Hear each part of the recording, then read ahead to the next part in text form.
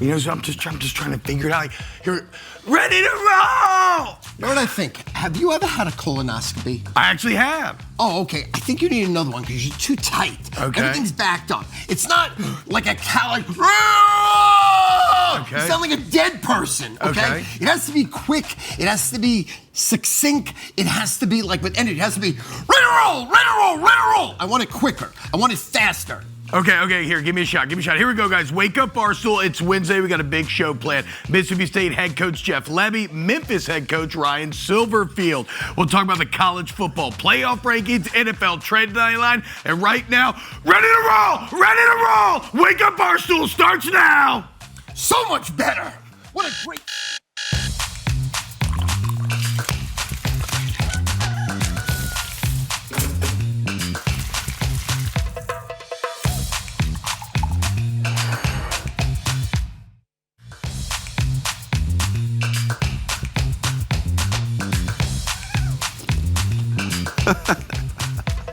What's happening, guys? Ready to roll here on a Wednesday. Wake up, Barstool. I'm T-Bob A-Bear. We got Brandon Walker, Ebo, Connor Griffin, and the legend, the source, Mr. Stu Feiner, here in the studio, back with us on this Wednesday. As I said, very big show today. We are going to put the Wake Up Barstool coach's curse to the test. But more on that a bit later. Boys, how are we feeling this morning? We said the word colonoscopy within 3 words of the opening of the show at 7 a.m. Wow, that's why. Shout out colonoscopy. Nothing's better. You lose weight, you feel empty, and you feel soulful. Look, it's Men's Health Month, you know, and we got to break down stigmas. It is Men's Health Month, and look, getting a colonoscopy is a key way to age fruitfully and healthily and deep into life. Is that how you got so skinny? Yeah, I thought, actually, Ebo, yes. So I was very fat at the time, over 300 pounds, and I had convinced myself that I had, I think, butt cancer. Oh. And so I went in and I got a colonoscopy, and the doctor was like, "You don't. You're just too fat." And so that's Any polyps? Any polyps? No polyps. No polyps? No polyps. So you were clean. I was Focus. clean. And now I don't have to get another one for like 5 or 10 more years. All right. What do we got here? Have you got one yet? No. Well, what are we doing, Brandon? We're trying to do a morning show. No, hold on. How old are you? 36. Oh, you're okay. Thanks. You got 4 years. 40 years old. Okay. Unless something's in the family. 40 years old, you should definitely get one, but you're fine. You don't You're need not one. there yet. And it's nothing now. Like, I'm 60, I'm going to be 65, molding in dirt. When I had my first, it was, it was the worst. But now when I had one at 45, I had one at 50 and 55. Everyone got so much easier. It's not a big deal. It's very simple, and that's it. Yeah, fall asleep, wake up, good to go. Get a colonoscopy. Take care of yourself. Guys. That's right. Take care of ourselves here. Take care. You're worth it. You deserve it. All right, last night, speaking of taking care of things, the College Football Playoff Committee released what? Good segue. Great segue. You're rolling, T-Bob. The College Football Playoff Committee cleared some things up, took care of some thoughts and suspicions we may have had about what this first ranking would look like. And we reacted to it on Unnecessary Roughness last night. You should go check that out. But overall, guys, I thought this was a pretty solid job by the Playoff Committee. I felt that they were clearly not beholden to AP poll groupthink. Sure. There's some interesting differences. It's given us some insight into the amount of bids that conferences could potentially get. It sets up some exciting matchups coming up this weekend. Looking at you, Texas Tech, BYU. So as the foremost college football personality in America, Brandon, what was your reaction to the top 25? Yeah, it's a solid job. Of course, I don't really get too high on the first playoff rankings. I mean, we have a month of football left. This is more meaningless to me than the first AP poll in the preseason. But that being said, they don't like the ACC at all. No. They've got Louisville, who beat Miami. They got Louisville behind a bunch of 2-loss teams. They got Virginia down there. They do love the SEC. And then at the top, you have the 2 Big Ten teams and the 2 SEC teams. The SEC has so much to figure out over the next 4 weeks. They got, 6 teams in the top 12? Yeah. They're not going to have 6 teams in the playoff, T-Bob. No. So we got a lot going on, but they did respect Iowa, which I thought was good. They got Iowa at number 20. Iowa is not ranked in the AP top 25 for reasons that are unknown to me. So they fixed some mistakes. They were beholden a little bit to to head-to-head. They were able, I think that's what hurt Louisville. They had to be behind Virginia. They don't like Virginia, so they kept Louisville down here. The only one they didn't was Miami is 8 spots behind Notre Dame, who they have the same record as, and they beat. Notre Dame. It's a unique situation. Jumps off the page here as why are they where they are? Why are they the highest 2-loss team? Yes.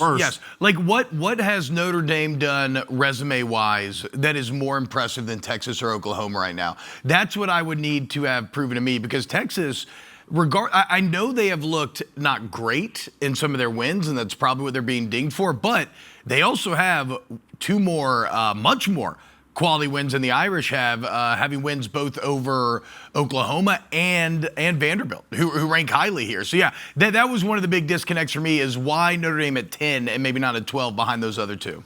Yeah, I thought Notre Dame was a little high. I thought Oklahoma, frankly, was a little high. I thought, again, Louisville is the one that sticks out to me as being low. Yeah. I really don't. They have the road win at Miami. They have the 1 loss to Virginia, which was, not great, but Virginia's right there, right in front of them. So, I thought Louisville was disrespected a little bit. But again, it all comes out in the wash and over the next few weeks. Ebo, what about you? No group of 5 team I was here. gonna How say, we no feeling? group of 5 teams in the top 25, I think, is pretty wide open for that. Yeah. That 5th spot, the 5th auto bid.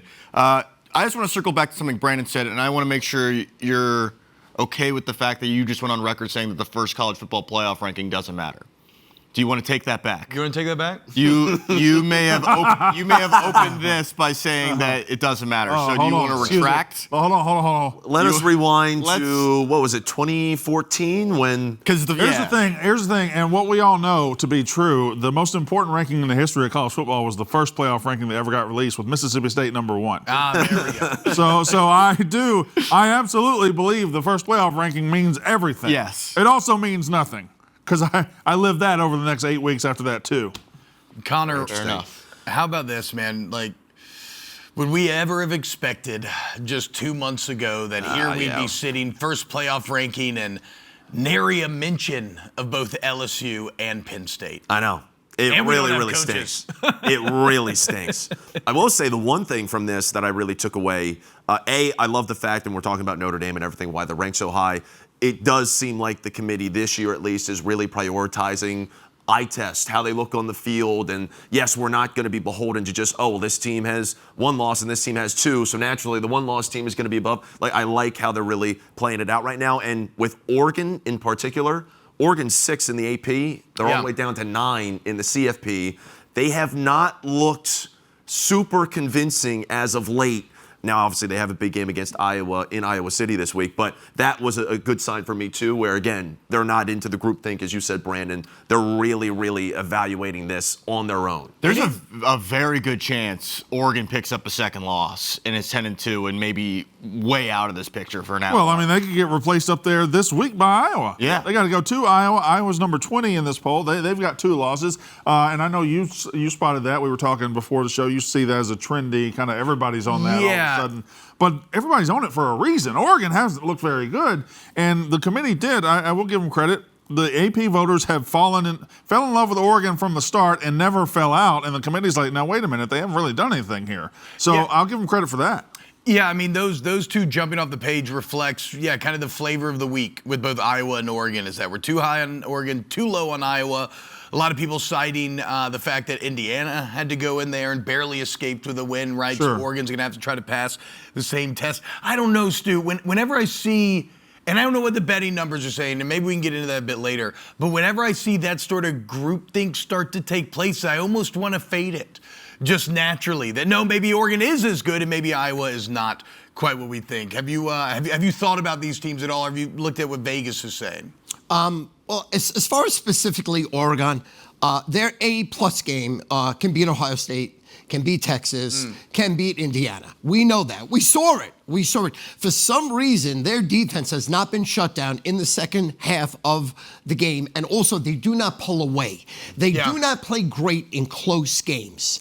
And I think they're still great. I think they're still going to make noise. They still will be heard from. So, but right now, I liked the show yesterday. I liked it. It's a lot of pomp. It's a lot of circumstance. It gets you rolling. It's the first time we've had the 12-man playoffs, right? Is this the first year? Second year. Second year. Second year with the 12-man. And then next year, are we going to 16 or staying at 12? It's almost assuredly going to be 16. The form of the 16 remains to be decided. Will it be 5 auto bids, 11 at large? Will it be 4-4-2-2 with a couple other at large? So it's still up in the air, but it's almost assuredly going to go to 16. So what I like about the show, it's very inclusive to a lot of teams. Yeah. So even if you're not there yet, you could be.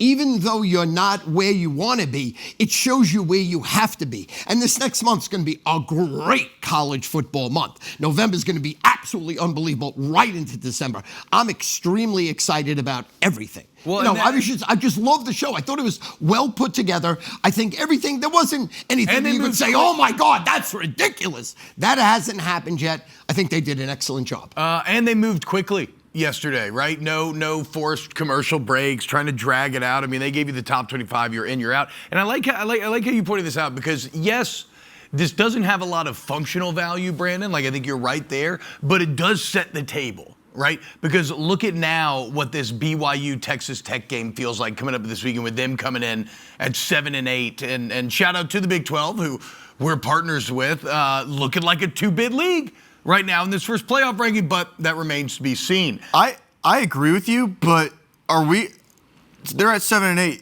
Whoever wins that game, you think they're going to get the credit and jump a Georgia, jump an Alabama? Well, they'll jump Georgia, yeah. Yeah, okay. You think they'll for sure at least jump Georgia, but because Georgia's going to be falling, yeah. They'll have. Misstate outright.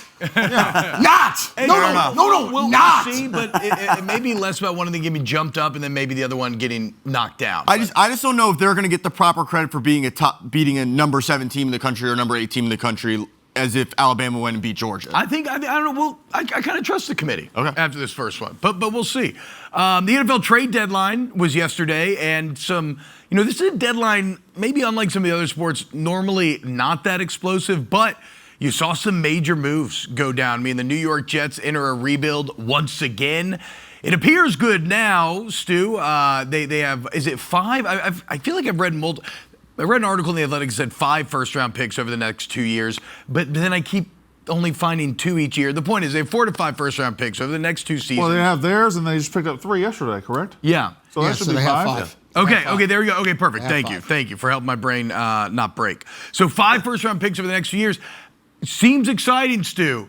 However, I believe from 21 and 22 they had 4 first-round picks. They did nothing with that.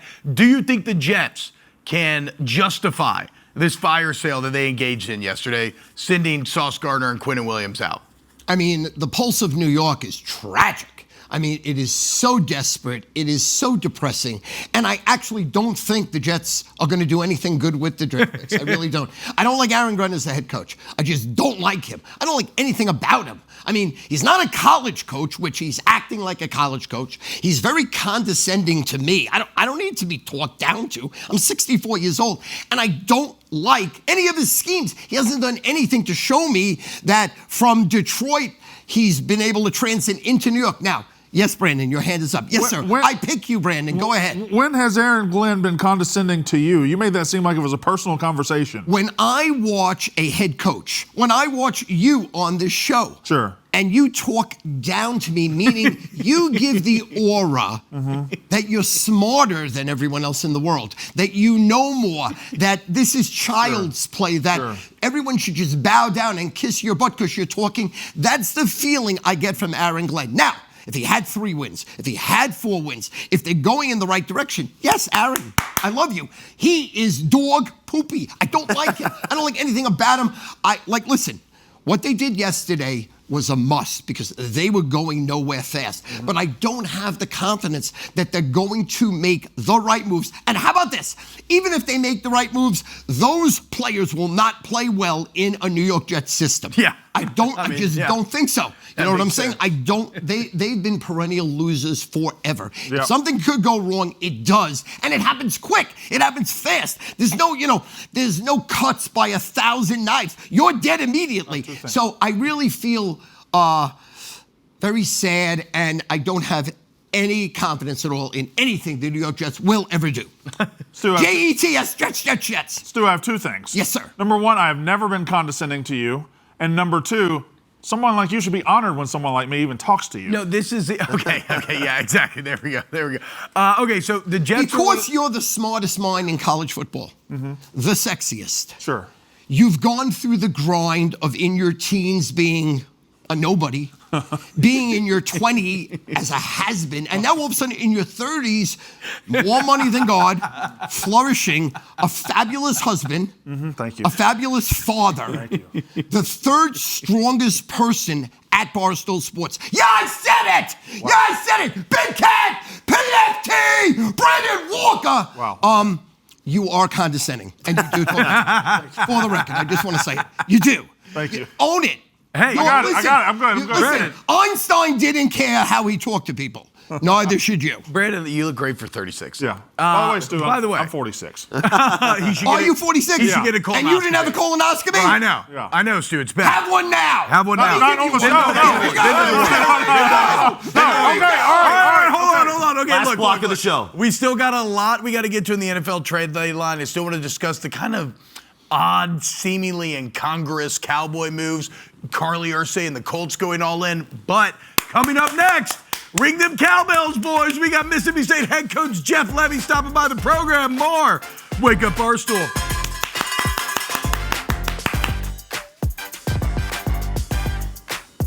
What's happening, y'all? Welcome back to Wake Up Barstool. It is that time, guys. Look, we have great guest bookers here. We get a lot of great coaches on this show, and here is one of my favorites, one of Brandon's favorite, a man who is resurrecting Mississippi State football. That is head coach Jeff Lebby. Just a concrete block of a man. Woo! I was stunned when I saw this man at SEC. Big boy. He Shout looks out, like Jeff! the giant rectangle womp womp from Mario. Whatever. Coach Lebby, what's going on, brother? How we doing today? Man, it's all good here. Good morning. You guys doing good? We're doing very well. So last week, I was in an argument with somebody online talking about how this Mississippi State program is clearly moving in the right direction, right? And although there's been some short-term pain, that this is what, the joys of tomorrow will be built upon. And then you come out the next week, you find a way to win last Saturday, and that's where I want to start. Because you've been through a couple heartbreaking losses, but undeniably, you have looked better, right? Up until the end there, in those moments. So the team is improving. What do you think are the keys to start to change those results, right? And kind of finish the fight?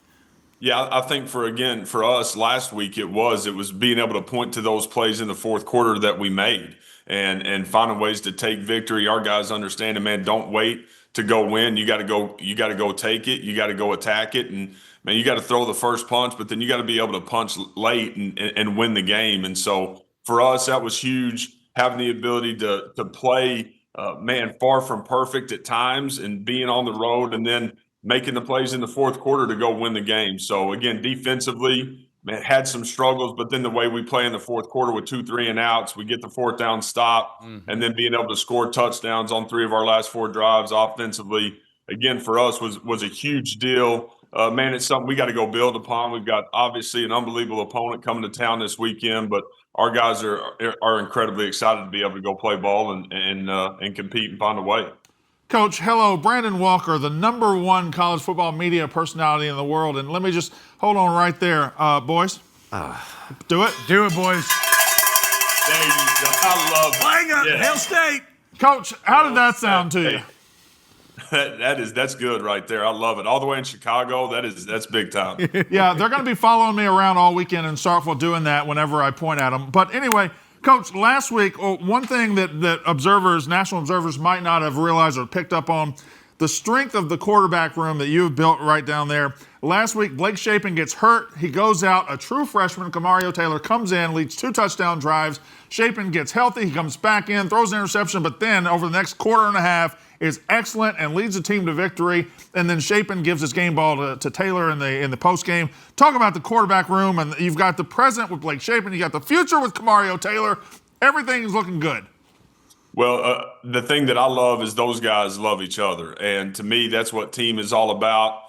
We have an incredible room with Luke in there as well, and Billy in there as well. We got 4 guys, man, that love competing every single day, that love the opportunity to be inside our walls every day and are fighting and straining just to create the best version of themselves.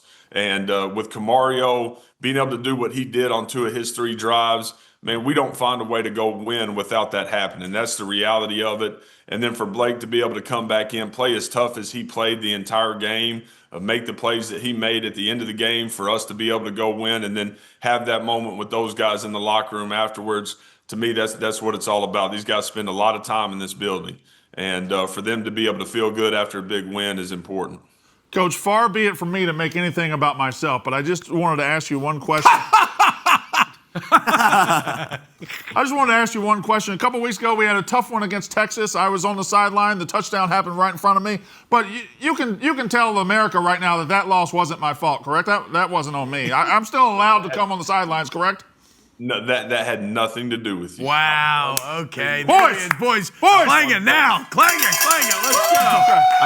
All right, Connor. I have a question off of that. Hey, Coach, Brandon may or may not be forcing me to ring the cowbell. And off of his last question, how good is it to have Brandon Walker riding behind the Mississippi State football program? He did not tell me to ask that. I love the fact that, again, you guys are in Chicago right now. I'm sitting in Starkville right now, and we're talking about Mississippi State. And so I love the fact that, again, for us and our program, our community, I love the fact that Brandon loves Starkville, Mississippi. I love the fact that he loves Mississippi State. And the more we can get that out and the more people understand who we are as a program, as a community, the better it is for our brand and our university. Well, let me ask you that right here, since we're here. The national perception of Starkville for years has been one thing, but Starkville is such an amazing place and a wonderful place to coach football and to play football and everything. Can you just talk about Starkville real quick and how people that might have preconceived notion about it just need to come down there and see how awesome it is? Yeah, I think when people get inside our community, they understand in a hurry why it is as special as it is. And for us, it's about the people. There's great passion for our university. There's great passion for wanting to be great in the game of football and all athletics, which I love. And there's connection, there's trust, and there's community. And so for us, like as I've been here, got 2 kiddos, having the ability to raise my kids inside this town and in this community is special because, again, the people are what makes a place. And it's grown in a great way. There's great things about our community outside the university. And so I'm looking forward to the whole crew being able to get down here and enjoy it with you. And Coach, you've been an underdog in a lot of these games, still in the underdog phase of the program building here, but y'all haven't seemed daunted by any of the opponents, right? Whether it's Texas, Tennessee, anything like that, going toe-to-toe till the 12th round. Now you got Georgia coming to town, kind of like the standard for who everybody wants to be in this conference. What kind of unique challenges do they present, and how do you get your team locked in and ready to go against the heavyweight who comes swaggering in? Yeah, well, you nailed it. They are the standard. Obviously, what Kirby's been able to do there, and the program that he's built, the success that they've had, and how they've been able to sustain is unmatched. They've got a great football team, and they're incredibly well-rounded. All 3 phases of the game, they've got this incredible roster with an incredible staff. So for our guys, man, it's going to be about playing one play at a time, finding a way to play the next play because it's the most important one, making the plays when we have the opportunity to make it, and making sure that we're the aggressor. Like that is something for me that I want to continue to build upon. We've got to have great edge Saturday morning. I think we will. Our guys are going to have great confidence and believe that we have the ability to go get it done, but it's about doing it. And that's what this game's about. So again, 11 a.m., incredible opportunity for our university and our program. Coach, I was going to ask you, this is Stu Feiner. You saw Stu Feiner. First of all, God bless you. Congratulations. What a year and a ton of momentum. And the way I look at the teams is who's covering the spread. And right now, you're the darling of Las Vegas. Your team, and it's a testament to you. So you better put those beautiful big teeth of yours, those white teeth, you better put a smile on your face because everyone loves you. You're right now 8-1 against the spread. So you have fans that you have Mississippi fans that love you because all they're doing is making money with you. So I just want to say, God bless you. 8-1 ATS in Las Vegas. Mississippi State is shining bright, and you're #1, baby. Was there a question in there? No, he was just No question. gassing our I made guy a up. statement. I want to hug Jeff. Jeff, big hug from your soul. Hey, Stu, he's a big man too. I don't think you get your arms around him, brother. No, wait. No, well, he can pick me up like I'm a little toy. I'm like an Oompa Loompa, Jeff. You would just pick me up, baby. I know the producer's saying we got time, whatever, but I'm going to keep asking questions until Jeff Lebby Go! stops. Yeah, Anyway, yeah. He's got practice coming up. That's Brandon. fine. That's fine. We're in good shape. Coach, I think you did such a good job earlier this year when we did lose the overtime game, Tennessee or to Florida, to have a positive mindset. And you kept saying inside these walls we're battling, we're fighting, and we believe in each other. But how much better is it coming off that win against Arkansas, getting out there on the practice field and everything, and getting ready for Georgia with the momentum of that SEC streak behind us? Yeah, we needed to win, and I think our people understand that. I talked about it last week. It's important for us to continue to get better, grow the program the right way, but we need to win. The result at the end of it matters in a huge way, and we're not going to ever lose sight of that. Our guys needed to feel good. Our fan base needed to feel good after what had happened the previous 4 weeks with the way we ended up on the wrong side of things. So to be able to find a way to do it on the road when we were far from perfect inside the game and then make the plays at the end of the game to go win it, I think it's a huge building block for us and something for us to be able to, again, create momentum, keep momentum, and go get ready to play our butt off Saturday morning. Well, I can tell you right now, the fan base feels very good. I just want to thank you personally. I haven't talked to you about this, but Mississippi State's been through the ringer the last couple of years after what happened a few years ago, and then building this thing back up has been tough. You've brought pride back to Starkville. You brought fun football back to Starkville. You've brought winning back to Starkville. You brought everything back to Starkville. I appreciate it on behalf of the Mississippi State fan base because I speak for the common man because I am the most common man you've ever met. Thank you, Coach. I think everything is pointing in the right direction, and I'm so excited about what you're building down there. Yeah, man. Big alumni weekend going on at the Dude this weekend, I believe. They're having an alumni baseball game. You got the Barstool College football show going out in Starkville. It is the place to be, Starkville, Mississippi this weekend. Coach Lebby, I know you got practice, man. Thank you for squeezing us in, making some time for us. Go kick Georgia's ass this weekend. All right, appreciate it, man. Hail State. Boys. Hail State, baby. Boys. Play this man off. Love you, Jeff. Later, Coach. Thank you so much, man. Yeah, I'm a big Jeff Lebby believer. You know, people don't. Stu, big boy. How big? My size, bro. but wider. Like a literal, I said concrete block. Good-looking guy, though. Good-looking guy. Oh, yeah. How old is he? I don't know. I haven't. He looks super 41. young. Really? He Yeah. looks great. He's got that good accent. And just like you said when we started the show last week, this morning, they're 8-1 against the spread. I mean, that's a testament to him. Yeah. Because if they don't play 5 good fourth quarters, they're 1-8 against the spread. Mm-hmm. They don't fall apart. They're well coached. I mean, look, they don't have the they don't have the A++ talent. Let's be real, okay? They have pretty good they have B- talent that could either go C- or A. But they cover spreads. That's all. He's that matters. elevating. And that's that's a testament to the coach. Team does not quit. Team has great fourth quarters. My mouth was open last week going, I need Arkansas here, and Mississippi State just wouldn't quit. Wouldn't quit. They got 200 yards in penalties. The referees did absolutely bet Miss State. No choice about that. But it's a testament to the coach. Really like it. Look, I'm a Miss State fan right now. Can I say that? Yes, because I don't have any really. I have nowhere. I'm Miss State. You need a cowbell? Give me a cowbell. Give him a cowbell, boys. Take both of them. All right, Give me a coming up cowbell. next, guys, we got Griff-Ins and Outs. Stu, play us the break. Let's go. More Wake Up Barstool coming up on the other side.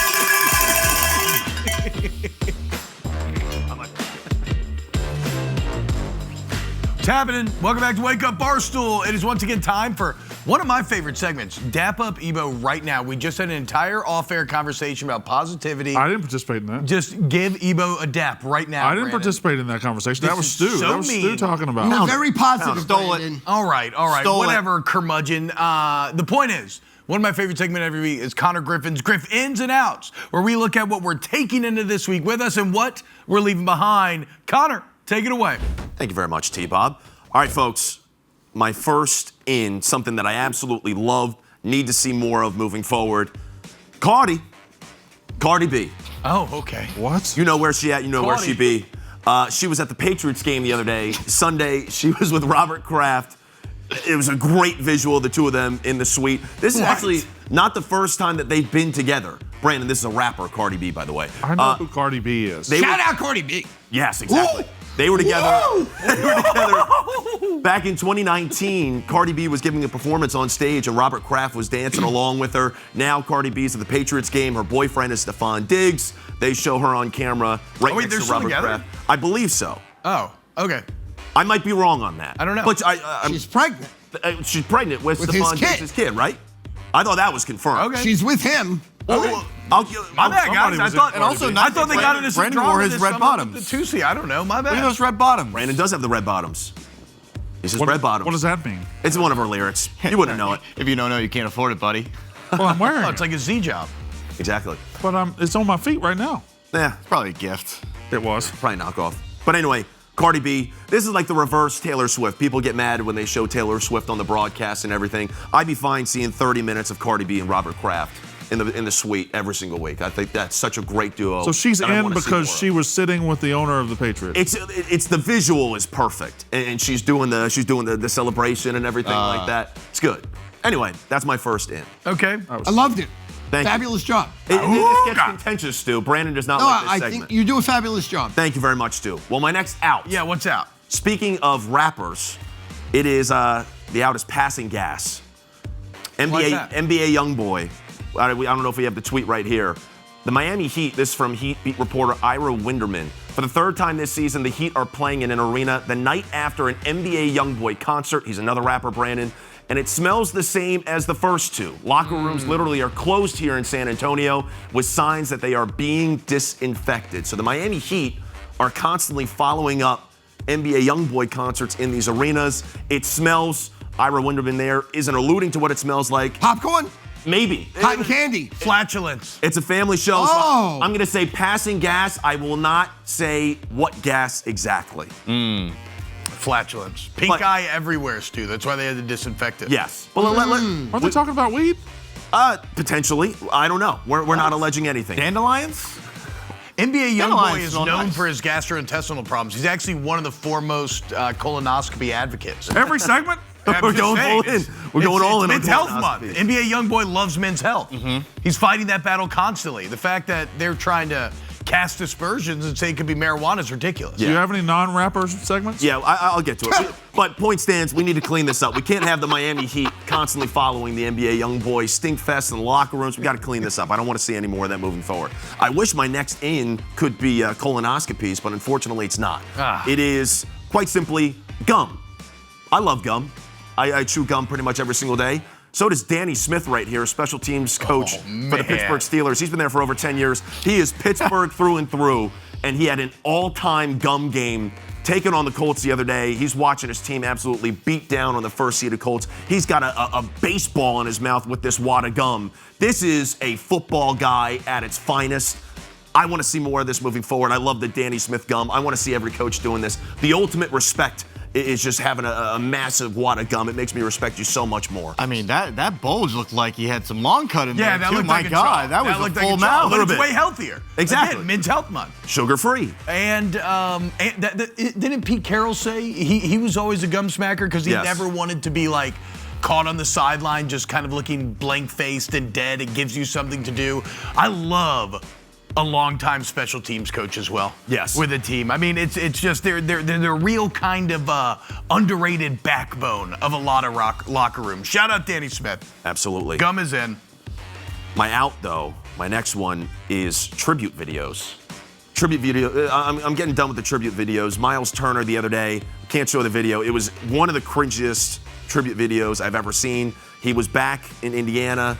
He's now obviously with the Milwaukee Bucks, went to a rival in free agency, and he had this tribute video that was given to him up on the screen. The fans, the Pacer fans are booing him like crazy because he went to their rival, and he shows himself on the bench where the tribute video is up there, and he is closing a book with his hands, as if that the chapter is over, and then they say, over the jump or over the PA announcement, like, oh, give it up for Miles Turner, blah blah blah blah. Fans are booing him, and he's mocking him like, ha ha ha. It was extremely cringy. I get it from both sides. I get why the Pacers fans are mad. I get why he feels disrespected. I'm just the tribute videos I'm out on though. I don't want to see more of these unless it's like LeBron.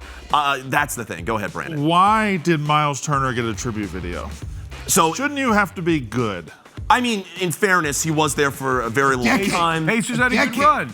A decade. He went through a lot. He was kind of like the stable member throughout each core. Like he moved the program and what?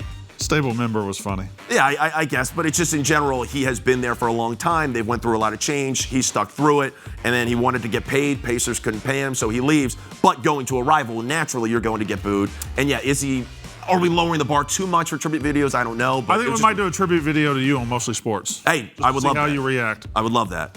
Do you think this is behavior he picked up as a giant Star Wars fan? Miles Turner is a massive Star Wars fan. Yes. He learned the theatrics. Is this an ode to Spock? I think this is an ode to Spock. When Okay. Captain Kirk and Spock left the Millennium Falcon and went to the Enterprise, they went to the transfer portal. That's what they're referring And then to. R2-D2 did the tribute video. Correct, saying, yes. You're my only hope. Yes. They do this stupid bits too, where they just run this back all the time. Now, was it flying to Mordor at the time? Moving on. My I next. kind of like this fan fiction, honestly. No, I'm not opposed to it, dude. I'm out on it. But Shout out to D2. Yes, thank you, Stu. shout out C3PO Thank you, as well. Stu. Thank you. My next in, I love that, Stu. I love that energy. My next in is investigative journalism. Let's face it, in the SEC, it just means more. The Twitter users of the SEC culture, they are absolutely unhinged. And we had the Hugh Freeze firing predicted by an Auburn Twitter user before it happened because he was, I guess, surveying the tee times at the local Auburn Country Club. And he saw that the typical 1:30 tee time for the Freeze family, it was canceled. And so he took that as, oh, well, Hugh Freeze probably is going to be fired. He's on the chopping block. Sure enough, hours later, Hugh Freeze is out as Auburn's head coach, and we found it out because of this Auburn Twitter user. Is it crazy that Hugh Freeze had a standing Sunday afternoon tee time during the season? Again, How many SEC football coaches were playing golf at 1:30? Assuming this is legit. Brian Kelly? Wasn't this the massive gripe with Hugh Freeze over the offseason? That he Was played was too much playing golf. Too much golf, so I don't think it's that great. He It was probably the exact played- same thing on Brian Kelly. I'm just saying, I doubt Kirby Smart's got a 1:30 tee time on Sunday. I feel like he's looking at the next opponent. That's just me? Yeah, maybe there's some connective tissue and a common denominator between why the guys are getting fired. Brian Kelly was the other golf guy? Yep, big time. Also, but I mean, look, if you're talking about giving an old white man millions of dollars, Gonna be spent on the golf course. it's almost impossible for them not to fall into this trap. I mean, look at this building. like everybody, nobody liked golf here when they were younger. They all got rich, and now everybody loves golf. Yeah. I don't know it seems to be pretty valid, but I'm not 100% sure. Just a very, very funny story regardless of how it wound up coming to be. But my last out, it's related to coaching. On the flip side of Alabama, legendary Alabama head coach Nick Saban. I'm out on the Nick Saban head coaching rumors. I know. He's never coming back to coaching after watching this video. Look at him. This was posted by his daughter. It was Nick Saban's birthday. He's in a recliner, all bundled up in a blanket. He's watching Patrick Mahomes versus Josh Allen. He has Miss Terry coming up to him with a birthday cake. There is zero chance he is going back to coaching after seeing the lifestyle that he's living right now. I'm glad you brought this up. We couldn't get to it in yesterday's show, but yes, I've been toying with the idea of maybe somehow LSU luring him back into the fold, and I saw that, and I was like, okay, you know what? Let this man rest. Yeah. Let this man rest. Let him have fun on the TV. Let him enjoy his family and his birthday. Something about the blanket over the legs was the detail that pushed it across. Love that video. Another excellent Griff-Ins and Outs from our guy Connor Griffin. Hail State, Klanga. Coming up next, let's get to some of the major college football games over the weekend. We still got our Heisman list. Still want to break down some NFL trade deadline. And to start hour two, we got Memphis head coach Ryan Silverfield coming by. So don't go anywhere. Plenty more Wake Up Barstool right here on FS1.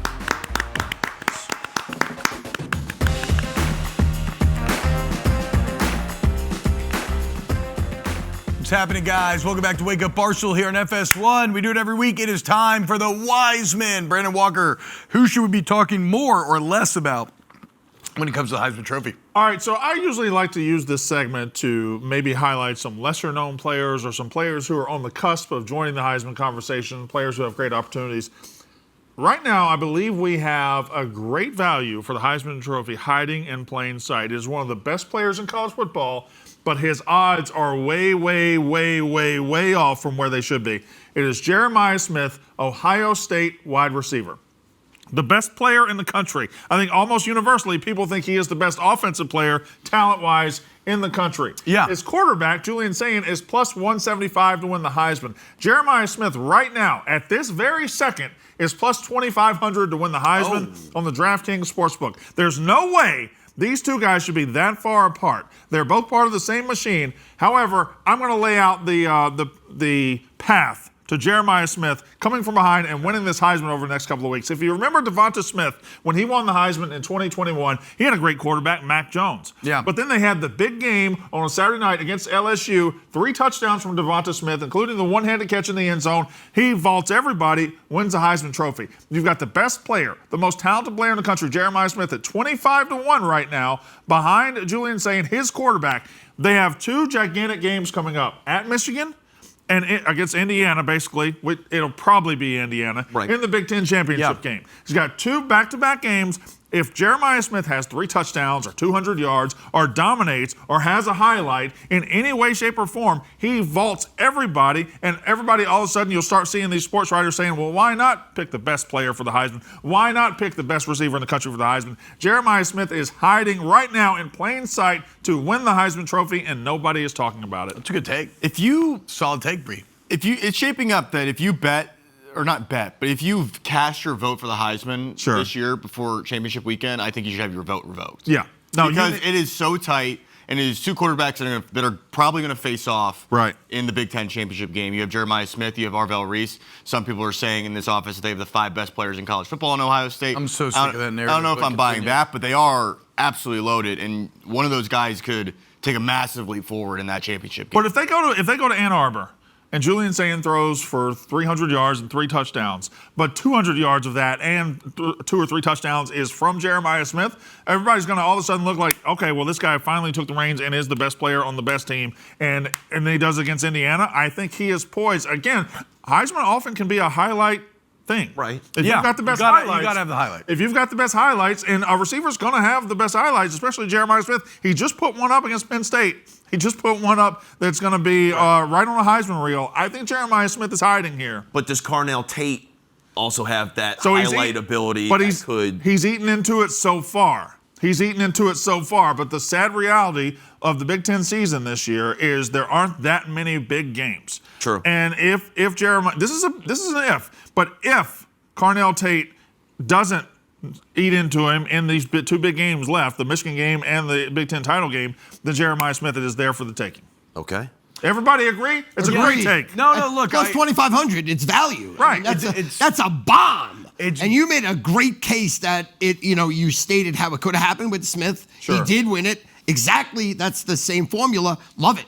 Yep. Value. Thank you. Rated value. Value. Ring the cowbells. Ring the cowbells. Ring the bells. Ring the bells, boys. Let's go.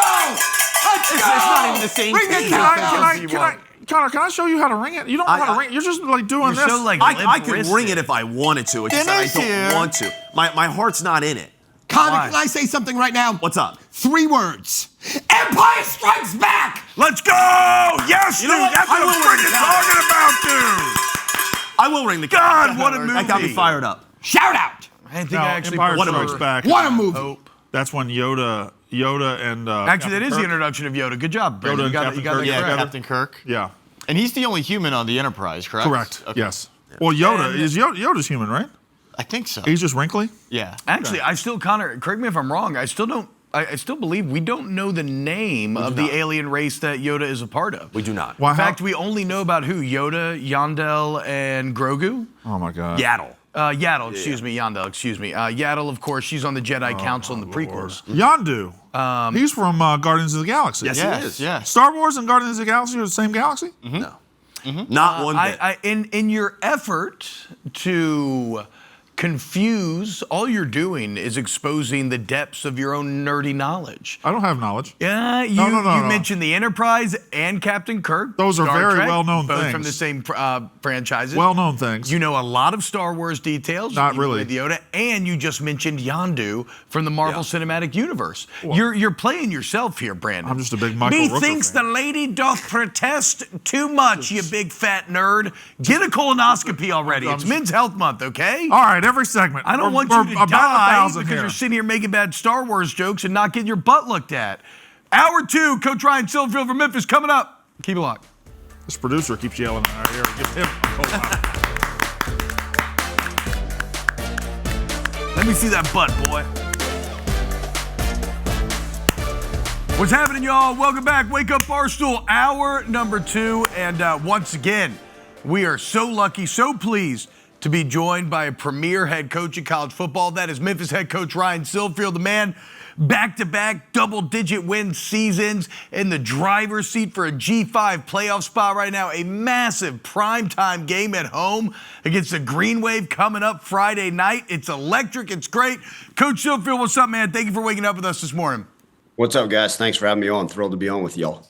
Coach, so I'm going to ask you something before we get into like Memphis and the games and everything. I want to ask you about your journey a little bit, because you took a path that is maybe a bit different than many, and I wonder if it's something you would advocate for others. Right when you got out of high school, right, you enter college, you started coaching during your college, right? Like you're going to school, but then you're coaching in high school. So like where a lot of guys may play or may do this or that, you dove immediately into this career path, and now look at you. Is that something that you would maybe point to some other young men listening who would want to be coaches one day? Sure. Well, I wouldn't do the exact same path because I got hurt, but career-ending injury, so I won't recommend that. Oh, is that okay? I didn't realize that's how it started. But ultimately, look, that's what led to me start coaching. So I started coaching spring of my senior year of high school, and you're exactly right. When I was 20 years old, I was fortunate enough to be a defensive line coach at a Division III school, Hampton-Sydney College, a small school in Virginia. And then really, I was a head high school coach when I was 23 years old in Savannah, Georgia. Coached in the NFL at a young age for 7 years, and this is now my 27th year coaching. So you can probably tell by a little bit of the gray in the beard, but certainly starting at the age of 18 made a little bit of a difference. Coach, Brandon Walker, the #1 college football media personality in the entire universe. My question for you is, Memphis is a program through the years. They're always just going to have electric athletes, that the stadium's going to be on fire when there's big games. I feel like Memphis is just one of the more consistent programs in the G5, and maybe one of the more disrespected programs nationally. Does that feed you, or does that fuel you guys when you get ready for these big games? Do you have a chip on your shoulder, or is it just a Memphis standard is higher than maybe most people watching around the country would think? Well, as you being the #1 analyst in the entire universe and galaxy, I agree. Look, we are one of the most consistent programs in college football, right? 11 straight years of bowl games, back-to-back 10-plus win seasons. We've beaten the last 4 Power 4 teams we've played. Let's go. Ultimately, right, like we've got to bring it every single week. And our fans are passionate about it. We're a blue-collar program. We do it the right way all the time. And that's what's been fun about this thing is the guys have bought in, right? Even with a ton of new guys on the roster, the way college football is going right now, the guys have truly bought in, and they're all in on this program. And it's been a lot of fun. So, as we continue to play at a high level, and it's going to be, again, a continuation of what we can do this Friday night, it puts us on a national stage. And that's the great thing. We want to continue to see this leaping tiger all over and proudly represent this great city in the right way. Well, and Coach, when you look at your career at Memphis thus far, obviously Mike Norvell had a role in over there. You ended up taking over, and solid football to start, right? Still, like you said, bowl eligible, getting there. But these last couple of years, now going into 3, there's been a real jump in consistency and wins. What do you attribute that to? How did you manage to build that success over about a 5-year period here? Sure. Look, the credit certainly starts with the players. My first year as a head coach, we were fortunate. We won our first bowl game in a long time. And then we started back over, and we started actually a 17-year-old at quarterback, a kid named Seth Hennigan. Yeah.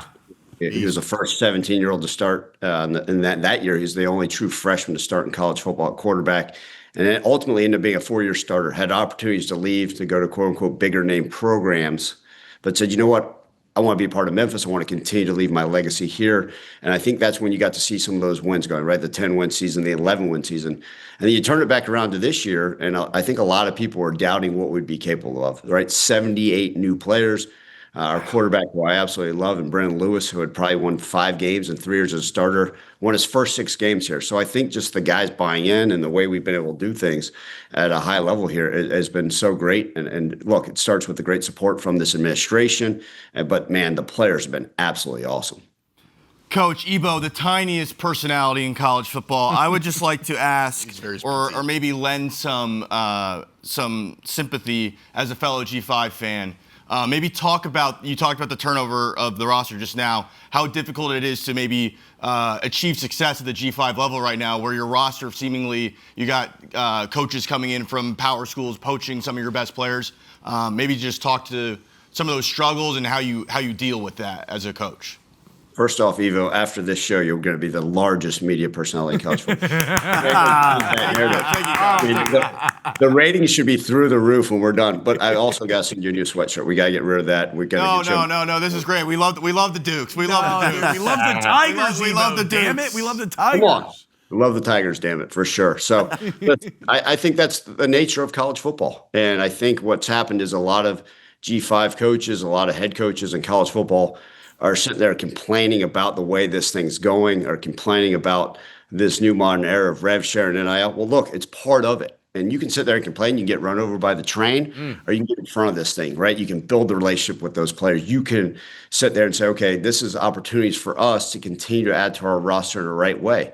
And that's how I've looked at it, because, right, the NFL background, all those things moving forward, I think there are great opportunities for us with what we can do here at Memphis, and the players are bought in, and yeah, a ton of guys. And sure, the roster is going to get poached. That means we've developed the right guys. And so whether we bring in 25 high school guys and develop them, and people want to pay them more money for them to leave, so be it. But that's what it is. I can't sit here and complain. Now it's my job to go out there and find guys out there that want to be a part of this thing and win at a high level.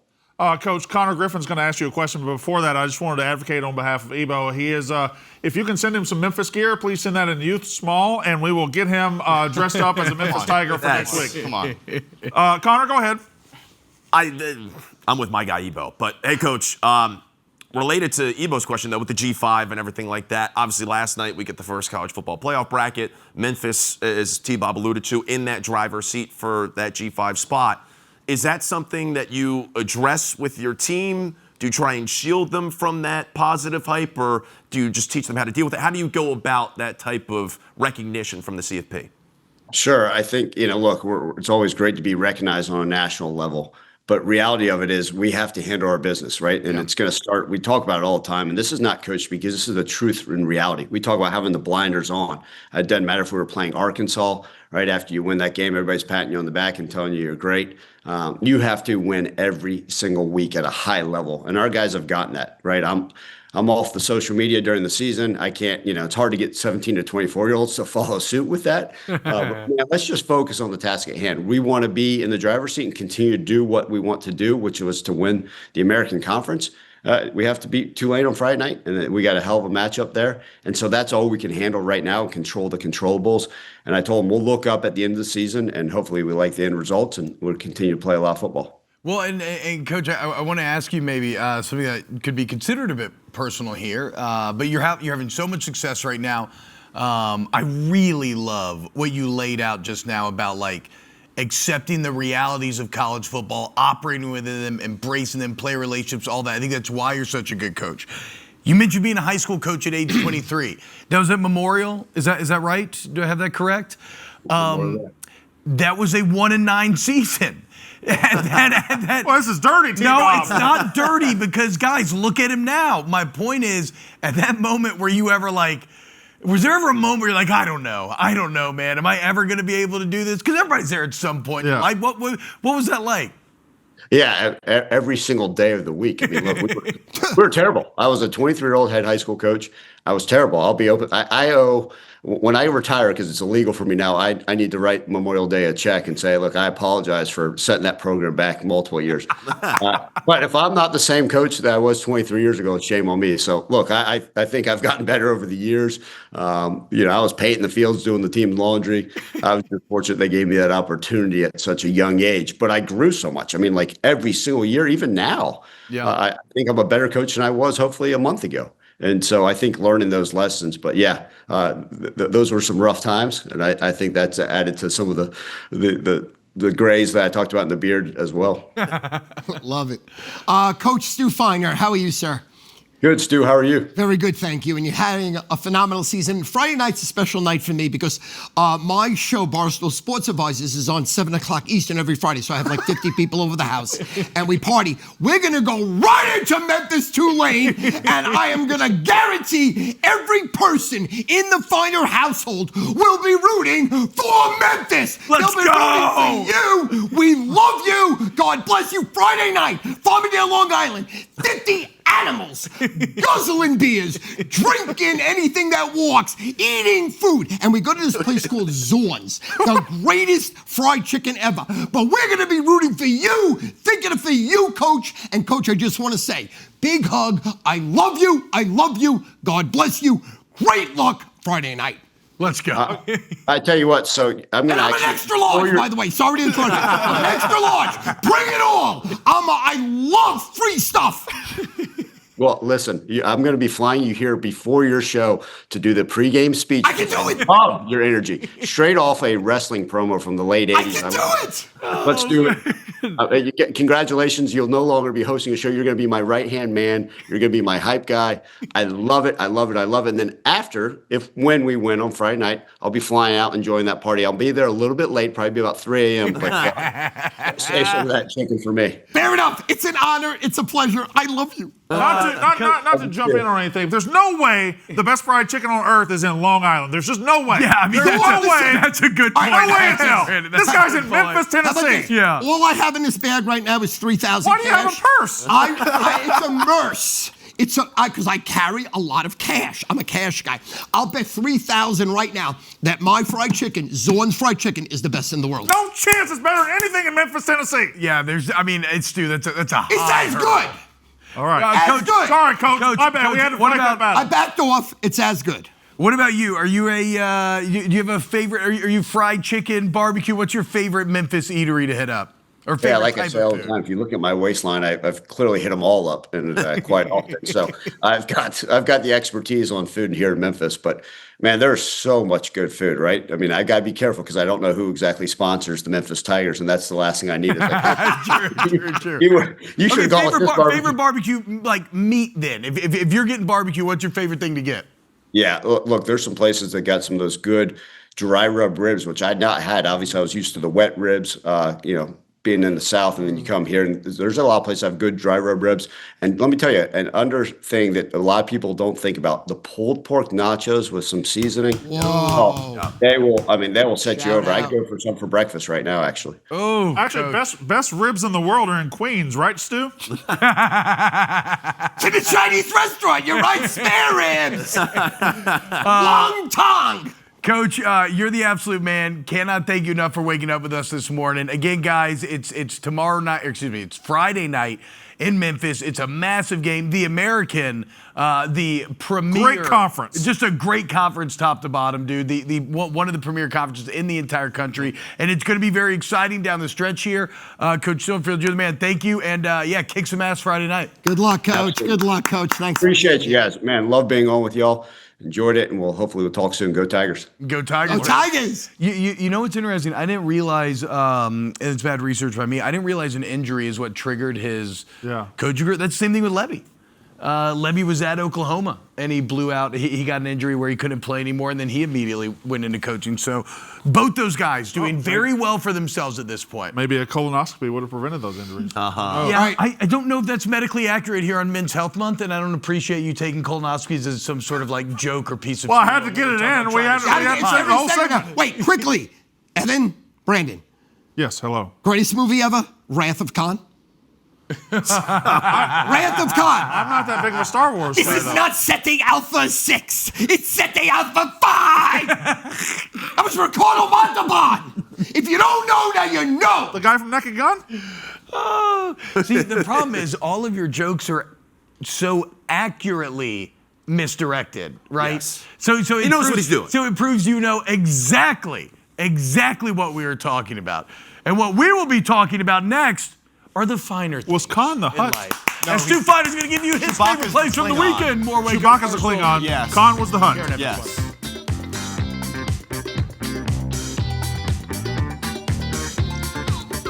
What's happening, guys? Wake Up Barstool here on FS1.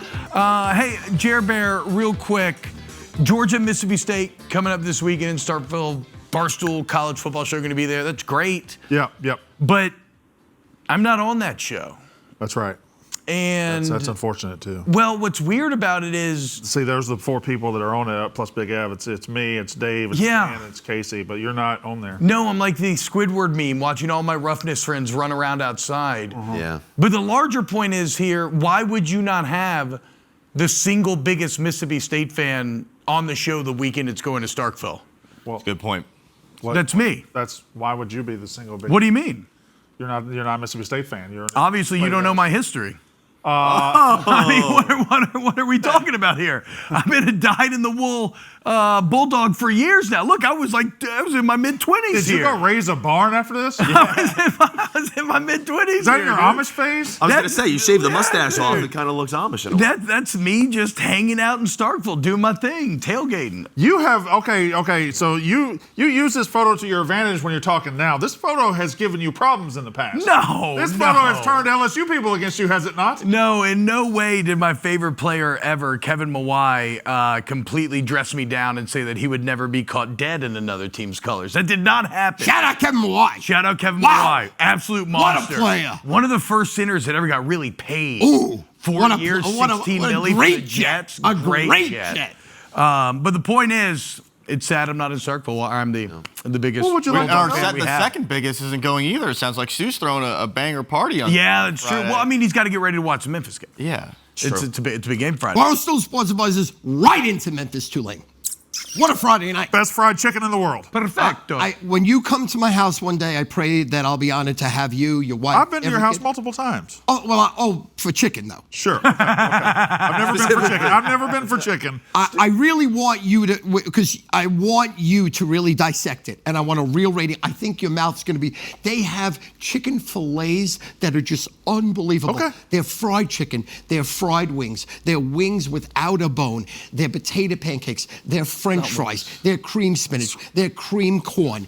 Then they have these turkey breasts with stuffing under it. It's like Thanksgiving. So- It's just so good. So as you can see, Stu, an Yes. appreciator of the finer things in life. Yes, sir. Which is why now it's time for the finer things. And Stu's going to give you some good plays for the weekend. Stu Feiner, the source. What do we got? Ready to roll, ready to roll, ready to roll. First of all, I just want to say, happy birthday, Janet Fain. I love you. God bless you. May God be with you. Big hugs. Now, Big hugs. I want to say something to you. It's early in the morning right now. So your day is just starting. And the key to life and the key to success is loving yourself and positivity. Yep.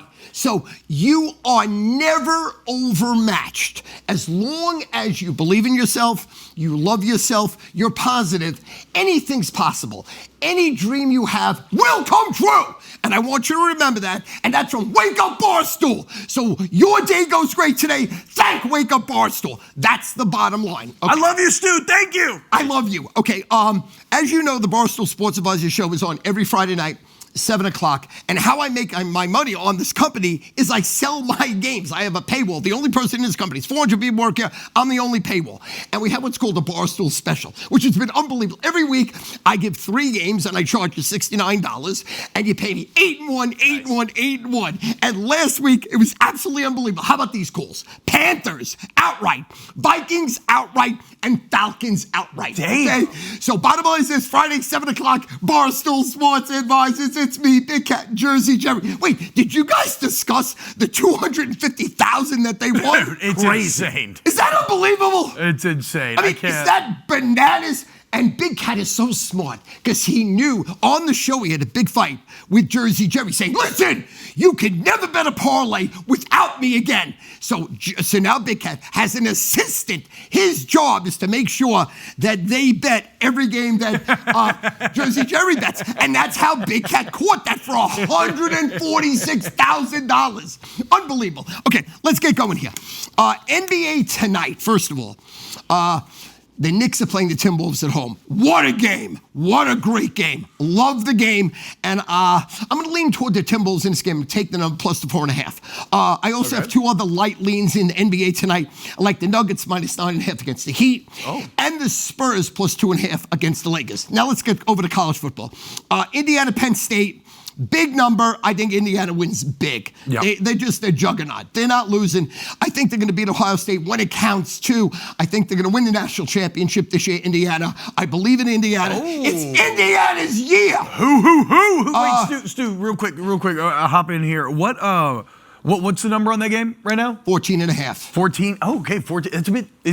Is that a bit smaller than would have been expected? Given, I mean, what was two the Ohio touchdowns State one? And a hook. No, I know. What was the Ohio State one a couple of weeks ago? It was 18.5 around game time. Okay. This one, Indiana's going to run the score up. I think Ohio State kind of took their foot off the brakes, or took their foot off the gas, rather. I think Indiana and Cincinnati, they run the score up in these games. I would not be shocked if it's an absolute rout. Of course, the problem with Penn State is Penn State's playing for pride right now.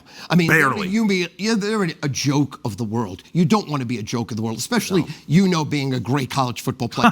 You don't want people laughing in your face. So Penn State comes to play. But I think Indiana covers the number. I got to lean to Georgia in this Mississippi State game. Sorry, Brandon. I lost last week betting against you. I might lose again. Mississippi State 8-1 against the spread. Number one team in college football against the spread. I just think Georgia has a little too much, and now it's for real. Now it's for keeps. There's no mistakes here. You can't let a mediocre team or a team on the rise. You just said on the rise. He said on the rise. He said on the rise to shock you. Mississippi State is on the rise. Absolutely. 8-1 against the spread shows it. They've overperformed against the spread. They're the best team in college football if you're betting them. But the point becomes, I think Georgia is just too much. What's the number on this game? Right now it is 7.5. Man, I don't know. So it's 7 and a hook. Big number. Monster number. Everybody could say, well, let's take Miss State and they won't win, but they'll cover like they do every single week. The big game this week, number 8 against number 7. I normally would do the reverse of what I'm going to say right now. Texas Tech, number 8, is a 10-point favorite over undefeated number 7 BYU. How is that possible? Normally, I would be saying lay this number in all day because I think everybody's going to take BYU, saying even if they don't win, they're going to cover. So what's different? I'm one of the suckers there. I'm going to take the points. So why? Why? What has caused you to go over to the Cougars here? Everybody and their mother's on Texas Tech. The money is crazy. Sharps are on them. Public's on them, your mother, your father's on them, your dog, your friend, your girlfriend. I caught my wife with them. Maybe your wife. I never met your wife. I want to meet your wife. It would be an honor. You meet Sandy. We're going to go out to dinner. Same with Brandon. We're going out to... Oh! You got to be so happy.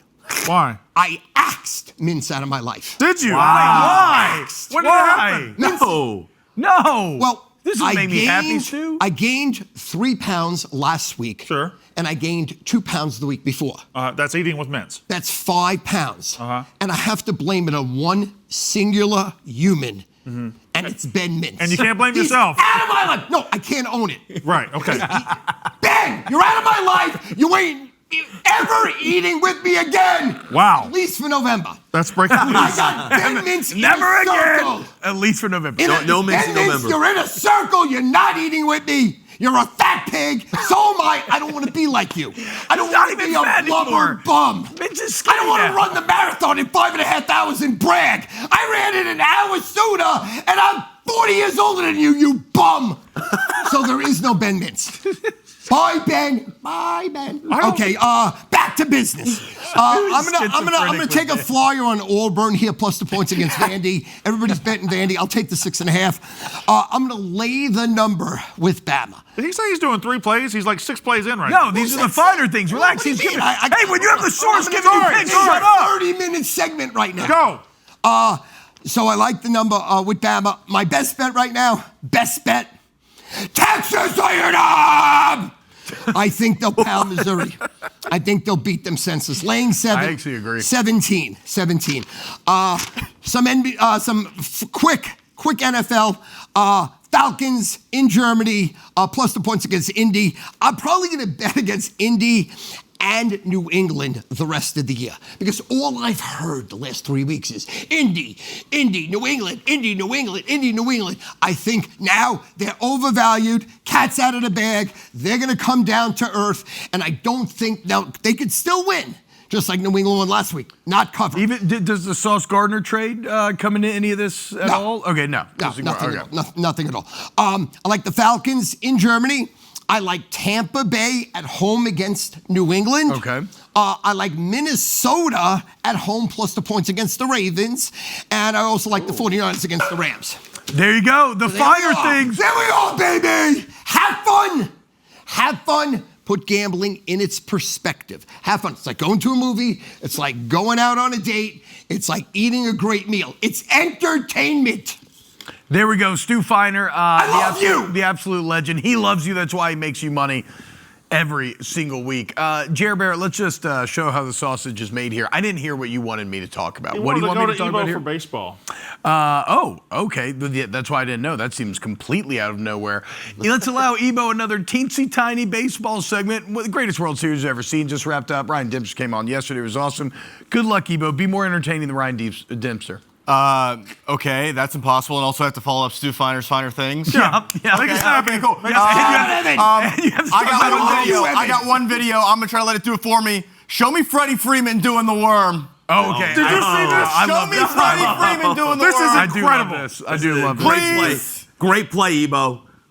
I couldn't imagine this would be this good.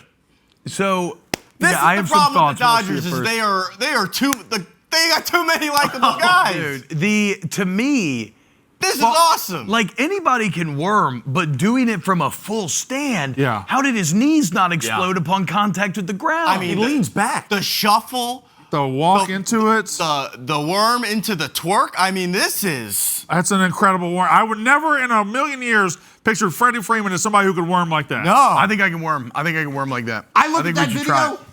and I say to myself, I feel Should I bad turn for off his my wife. mic, Carson? Should I turn off my mic? I don't think I've wormed. Try to Don't worm do you. this. Right since now? junior high. Yeah. You gonna do All this? right, give it. Be careful. Here we go. Oh! That was good. That's really good. Pretty damn good. That was fantastic.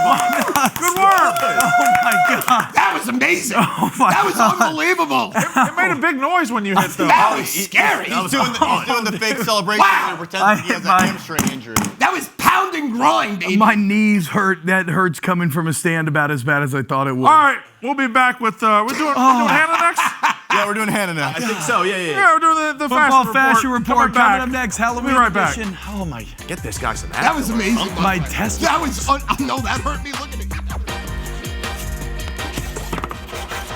What's going on, y'all? Welcome back to Wake Up Barstool. It is time. Get him, Stu. Look, even Stu knows. I went and filled in my, I was helping out my daughter's second grade class for Halloween, doing little games and everything. And my God, every time I dropped a 6-7, it hit like crack with these kids. They were obsessed. Okay, guys, every single Wednesday we do it. We have our wonderful, very talented Hannah Montoya football fashion beat report, another football fashion report. Hannah, what's up, girl? How we feeling today? Yo, I'm feeling so good. I'm so excited to be here. We had a time off, but we're so back. We are so back, and we have Halloween fits. Yes. Take it away, Hannah. There are so many good outfits. I had to pick from my favorites and also least favorites. So I want to get started right off the bat. We've got Jared Goff dressed, and this is not correct, by the way. Yeah, that's not correct. This is linguini. Yes, this is linguini. right. Remy would be underneath his hat. Right, Remy is doing the juggling underneath it. Is this a basic costume? I need to hear your thoughts. What makes him just not a chef? Yeah, that's. There's a rat under there. There's got to be a rat. There has to be a rat under there. There has to be a If rat. there's not a under rat, that. he's just a chef. That's true. That's actually a very good point. Okay, with that's that in nice. mind, I'll go. Hannah, what's your favorite Pixar movie? Ooh, that's a or good not. question. I feel like Toy Story is a pretty good classic. How about what do you feel about Wally? Ollie scares me a little bit. It's very but good. I It's do not like S it. tier though, but I agreed. 2, All right. 3. 6. Yeah, 1, 2, 3. He needed something. One more thing. Like a stuffed agree. animal rat Something. peeking out of the Right. house. Or a rat Exactly. tail. A rat tail He was popping out. juggling though. Maybe is the juggling the secret sauce? No. If he has a rat, I'll go to 7. Oh, T-Bob, can you do another trick for us? Yeah, I already did juggle juggling. those things. Yeah, for me. Absolutely. Let's do it. All right, It's like what's a up circus next? today. All right, next we've got Mac Hollins, and I want to focus on. Oh, nice. What can't you do, T-Bob? What can't you do? So I know what you're thinking. Oh my God, he's wearing shoes. Because look at that. He's wearing shoes. It's not grounded. Yeah, not grounded at all. I don't know if you guys have heard, but for everyone out there, he says that shoes are foot prisons. So this is a Patriots costume, clearly, and he is wearing shoes. So very committed to the bit, putting a lot aside for this one. All of his prior judgments. 10. America. Let's go, America. Over America. I love America. Looks like Jenks. He kind of does. Do you know the Shout out Jenks. Shout out. He looked nothing like Jinx. What do you mean his face looks just like Jenks? Not him. The other. I love historical reenactment, Brandon. Yeah. It's one of my nerdy pastimes that I'm really into. So, Mac, you get a solid 9. Do you know the added layer there is that he took that off an old man that works at the stadium and then gave it back. Oh, I did not know that. Yeah, he borrowed that from the actual militiaman in the stadium and What? gave it back to him in the locker room. Okay. Oh, wow. That's a pretty strong score, I'd say. Thank you for adding something What'd you give it? kind of interesting there, Ebo. Yeah, nice. All right, so next on your nerdy special interests, we've got Solomon Thomas with. I mean, look at it. I mean, Now, Here we what go. movie is that from, Hannah? This is what Star Wars? I don't know. It doesn't look like Star Wars to me. It is Star Wars, isn't that? It's Star Wars. Obi-Wan? Is that? It's one of the Hannah, Siths.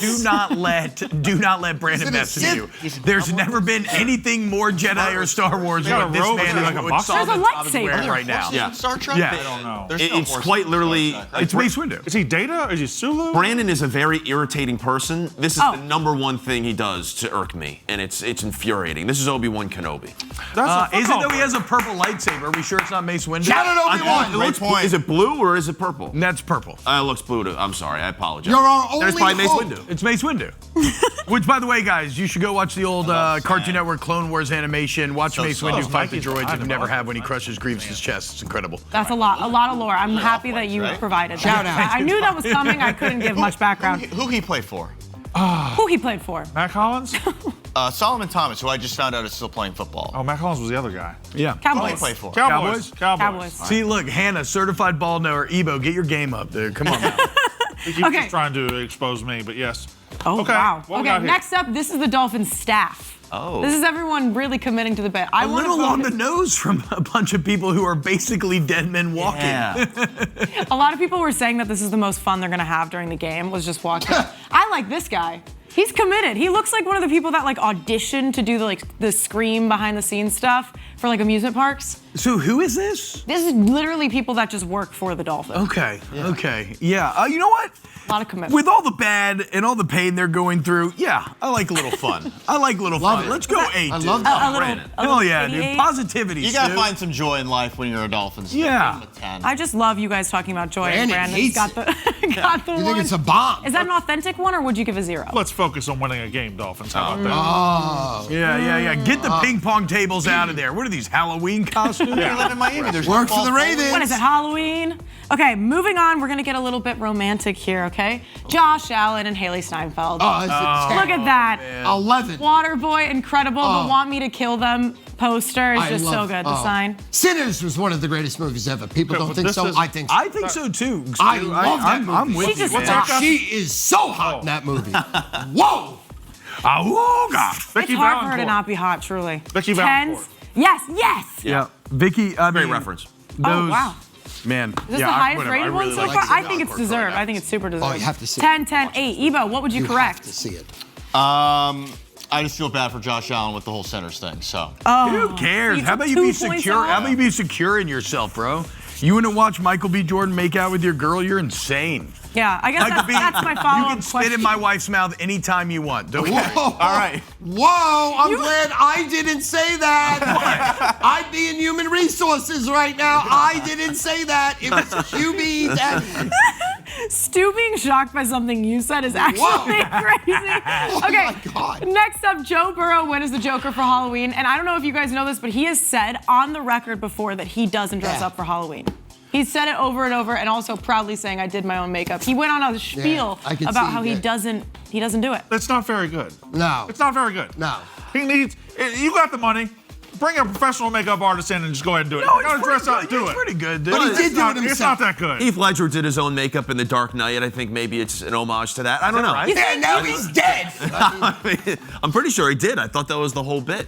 I don't know why I'm being such a hater. Just Joe. I mean, it's just a bad time for Joe right now. Joe Flacco's costume. throwing for 470 yards. And Brandon. Yeah, that's what I'm saying. It's just bad. Okay, and then this one I had to focus on because I think the scariest costume of all is a performative male. We've got the orange nails, matcha so latte, good. little like sweater going on here. They're wired headphones. Yeah. Let's be so for real. Absurd bag. That's true. It's an absurd bag. It looks nice for Love that my bag. mother. It's like 2000. This is the man that I need in my life because I'm a Bears fan, and so this is who I'm rooting for.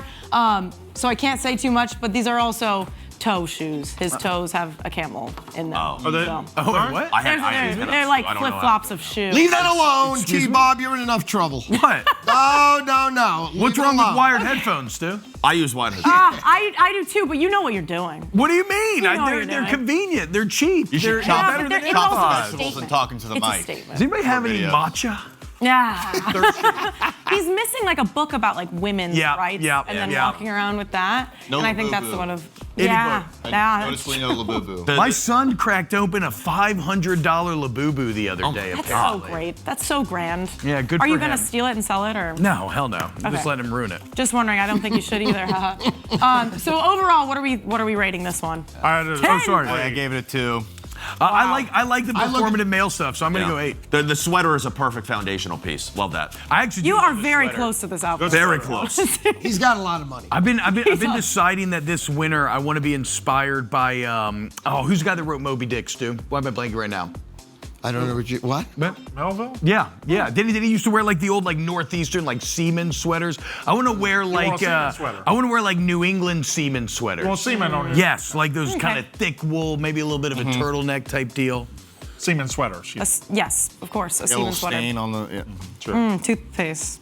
Okay, great. So that's gonna wrap it up. That's everything for us here on the Halloween. Hell yeah, great job, rankings. Hannah. But don't go anywhere yet, Hannah, because we have some After Dark highlights from last night. Barstool After Dark. Dodgeball taking place last night, playing a bunch of college kids. Connor's on the call. Ebo is a star player. Hannah, what were you doing last night? I didn't get to watch last night's show. I got to Buy some do more. sideline commentating, so I was doing little interviews. She and crushed stuff. it. Okay, Thank you so much. It was awesome. So you did not have to put your face at risk? So, okay, what were the best moments of the night then, guys? I think number 1, slam dunk, Ben Mintz, and what a play by the player coach. I mean, we were down big, and he made a big catch for us from point blank Here's your boy, against Stu. against their loudest and biggest best player. Yeah. Listen to the crowd pop here, guys. Turn it up. He catches it.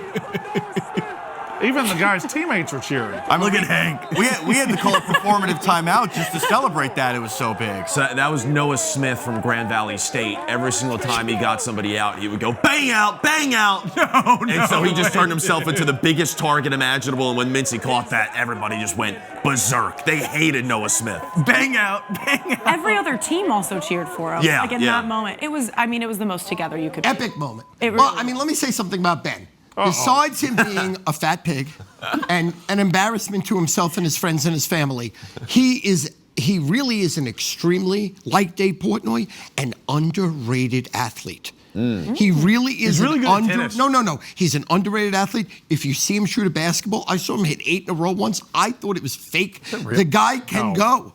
The guy can really, he could do it all, even though we don't really want to be part of it. You definitely, you have never seen him make 8 in a row. I don't know about that. He is an underrated athlete. Good point. No, He can't he's shoot got- he can't shoot a let me- basketball to save his life. Wait, here's not one true. Of the other, here's one of the other highlights of the night. Dana Beers catching a brutal shot to the balls. And Are you serious? do y'all think that? Do we know? Did Koenig know he was parodying the Division II trainer that dragged the player off of I the don't court, think or so. did this just happen naturally? Because dragging his beer drinking buddy to safety. You put Koenig in anything and it gets better. Yeah. You know what I'm saying? He could just sit there and smile or just mess around. He's great. Yeah. Love him. He had a big catch yesterday, too. But yeah, that dragging off the court was He caught it inside hysterical. of his shirt. Yeah, he like pulled his shirt out and then caught it, like scooped it up with the bottom of his shirt. It was very, very impressive. It was a great stream last night. Yeah, he got tactical. You He like got very dragging, tactical. Connor? I do like dragons, yeah. Imagine Dragons. Yeah, oh, I love Imagine Dragons, Hannah. It's just a layup, and I'll tell you. It's later. like my favorite. It's like one of my favorite bands. Oh, really? I was just listening to Imagine Dragons in my headphones. Your just wired now. headphones? In my wired headphones. What's That's somebody you used to know. Thank you so much. By the way, not the- I thought you were going to have in the fashion report your recreation of the Blink-182 album cover. Oh my God. Unfreaking real. Like if you're my age and grew up on that album, that was awesome. Thank you so much. I'm honored. All right, more Wake Up Barstool coming up here on FS1. Don't go anywhere. Oh!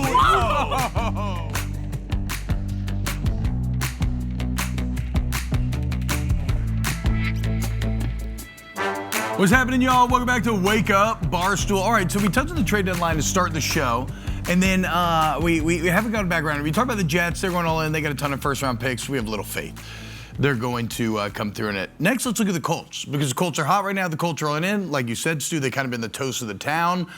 They trade for Sauce Gardner and give up 2 first-round picks. Maybe this made it a bit more interesting by the fact that Carly Ursay is very involved, right? So, like, immediately when you see a move like this, you have to think that maybe she wasn't the genesis, but she was somebody who actively approved this as well. Does this increase your belief in the Indianapolis Colts here down the stretch?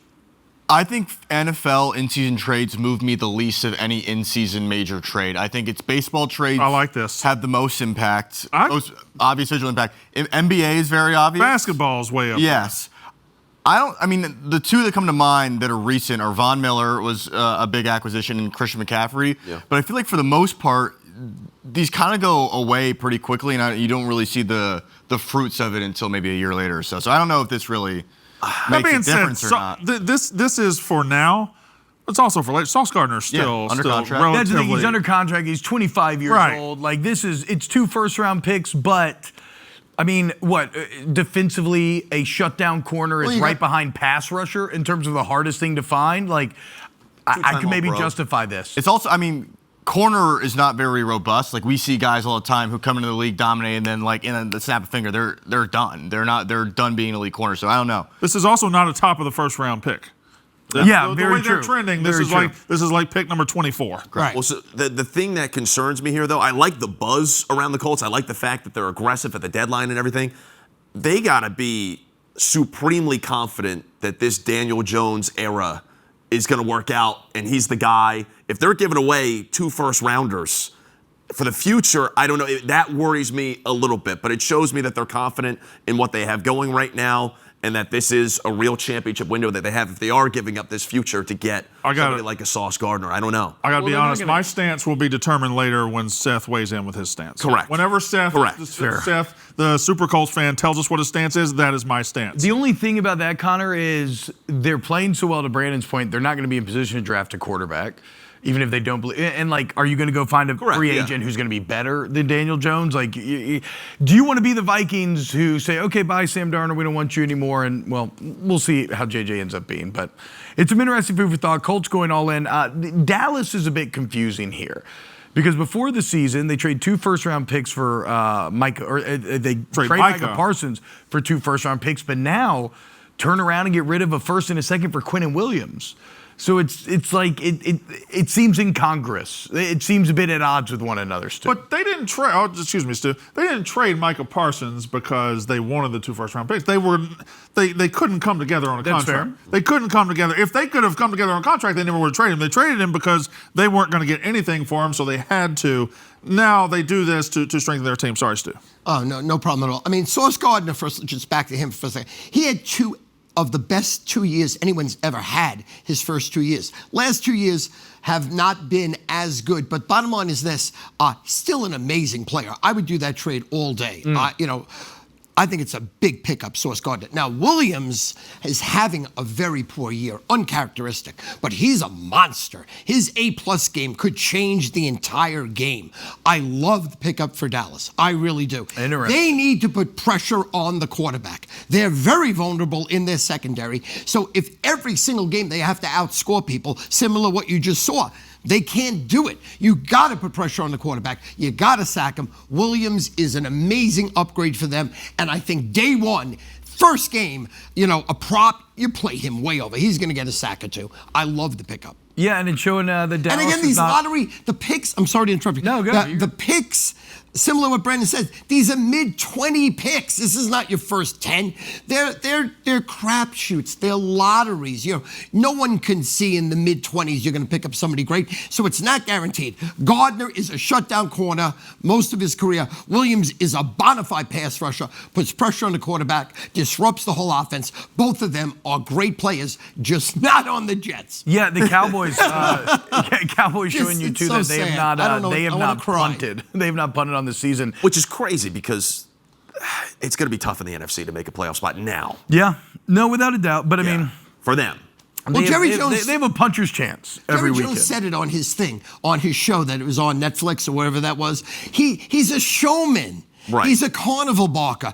The team does not have to win. It's proven. They're worth $13 billion. Jeez. He sells out every game. They're number one in merch. All they do is print money. He's a showman. He has to keep them relevant. That's a good point, Stu. They don't got to win a playoff game. They don't got to go nowhere. It's been 25 years. All they got to be is relevant. It's the worst team in the history of professional sports that's still relevant, that people talk about every day for no reason. They stink. But Jerry Jones is a master at making them relevant, whether they are trash, mediocre, or sub-good. And so a couple other trades here, real quick. Jakobi Meyers for the Jags. I really like that one. I think Meyers was kind of being wasted in Vegas. That makes the Jags immediately stronger, relevant, potential playoff team. And then Rashid Shaheed to the Seahawks. He was a Kubiak last year in New Orleans, a true deep threat. He can take the top off any defense. Some health issues there, but I think the Seahawks, giving Sam Darnold another weapon makes a lot of sense right now with how well that team is playing. Did y'all see the Tom Brady tweet? Yes. So Tom Brady has, it was revealed yesterday that Tom Brady cloned his dog. Mm-hmm. And I'm not here to judge, that's great, but the deal is, guys, it's a nature versus nurture debate, right? Yeah. Just because you clone the DNA of your dog, it cannot be the same exact dog. Right. Well, let me defend Tom Brady. I'm the only person in the world doing it. What is the point of having evil super genius money if you're not going to make evil super genius moves? If you've got the ability, Cowbells. If you got the ability Cowbells, to clone your dog, Cowbells. If you've got the ability to clone your dog and you've got friends in a cloning company, you got the money to pull it off, why don't you just roll the dice and see if you can do it? Just do it. I can't do it because I'm Brandon Walker. I don't have the money. Yeah. But Tom Brady has the money. Let's see if he can do it. Also, didn't your dog? Yeah, multiple dogs die. Yeah. Okay. Jesus, Connor. Yeah. My dog died, yeah. Connor, but he's told the story of his what is dog getting wrong hit by a with school you? bus and everything. I didn't know if that. No, I've had multiple dogs die in tragic fashion, yeah. Connor. Would you like to thumb me in the eye real quick? We have a minute left. We have a minute Stu left is in the preaching show. positivity on the You show. gave a and you do colonoscopy in front of the world. Jeez. Whoa. On next Wednesday's Wake Up Barstool, right? We're giving you a live colonoscopy? Yeah, the first ever. I don't think this was colonoscopy week right now, so I don't think we can do it next week. I'll sub in for. I'll take that. That was a bad way for me to end the show. I will sign up for a colonoscopy and take it for you. Yeah, that's good. Can I just say something about Tom Brady? The weirder he gets, the better he is. Because look, we watched him kiss his son like it was the prom date. It was a long Let's kiss. be real. It's Tom Brady. It was a long kiss. Shout out Tom Brady. Shout out nature and nurture. Shout out cloning, I suppose. Shout out dogs. Shout out colonoscopy. Shout out Men's Health Month. Shout out dogs. No shouts out for you, Connor. Shout out Aria. You're Griff out right now. I love my dog Aria. Would you clone her? Would you have two Arias? What? Would you have two? Would you clone Aria and have two? No, I want an English bulldog. Ah, okay. Shout out Chewbacca, my dog. All right, guys, we love you. Shout out FS1, the Wonder Production crew here. No shout out to you either, Carson. You have a great day. We'll see you tomorrow right here on FS1. Your dog's name is